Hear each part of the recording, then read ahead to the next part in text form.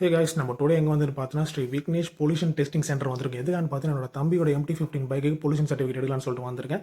எதுக்கான்னு பார்த்தீங்கன்னா ரீசெண்ட் டைமில் பார்த்தீங்கன்னா என்னோட தம்பி கேரளா ட்ரிப் போகிறான். ஸோ அதுக்காக பொல்யூஷன் சர்டிஃபிகேட் மஸ்ட்னு சொல்லியிருந்தேன் நான்.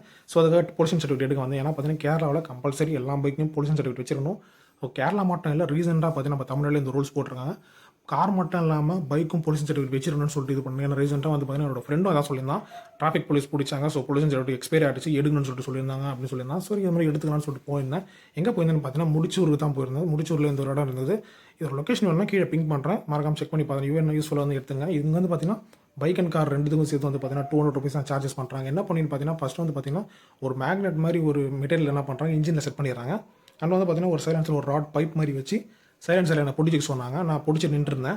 அதுக்கப்புறம் பார்த்தீங்கன்னா வெஹிக்கிள் ஆன் பண்ணி நல்லா ஃபுல் த்ரோட்டில் கொடுத்தாங்க. ஜஸ்ட் ரொம்ப நேரம்லாம் இல்லை, ஜஸ்ட் ஒரு 10 செகண்ட் ஒரு 15 seconds தான் கொடுத்தாங்க. கொடுத்தோன்னு பார்த்தீங்கன்னா அந்த ரீடிங் வந்து டேரெக்டாக சிஸ்டமுக்கு போயிடுது.